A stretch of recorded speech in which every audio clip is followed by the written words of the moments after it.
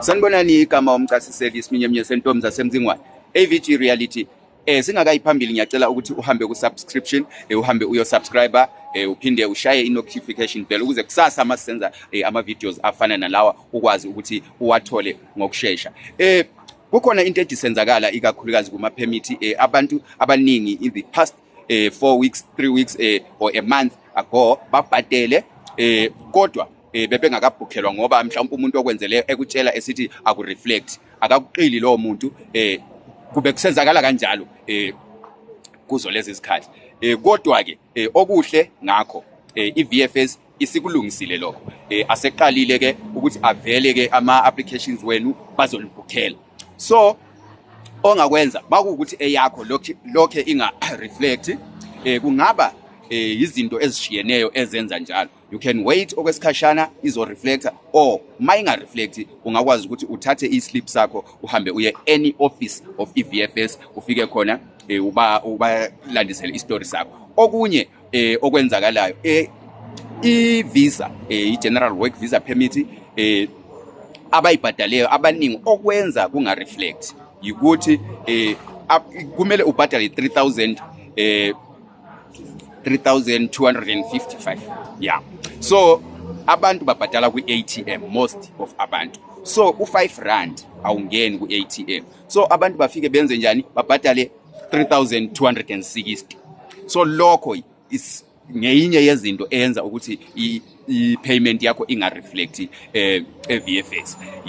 Kuzomela ukuthi uye khona futhi eVFS uyobachazela ukuthi wenza kanje bakulungisele yona. Abanye bayachaza bathi bake baya eVFS bafike bathi ukuthi ama payments wabo awaveli then batshelwa ukuthi abaqale phansi enye i-payment then bayenze i-refund kuleya endala. Lokho nakho akulula ngoba i-refund ukuze uyenze kumele i-payment iqale i-reflect kuqala. You can't do i-refund i-payment ingaka reflect, so kulapho okuba khona ne-option to refund mayisi reflecting. So kuzomele uqale bakulungisele yona leyo nto leyo. Okugcina qhubekani bakithi ni-apply abantu bakithi ningasali emuva, zama ukuthi la omiswa khona ngamaphoyisa at least nawe kube khona okuthile okuphetheyo ngesandla ongakukhulumela, or at least ukuthi noma suboshiwe ukuthile mabebuza ukuthi wena ecourt bayakubuza ukuthi wena yini eminye imizamo okowayenza to stay legal eSouth Africa.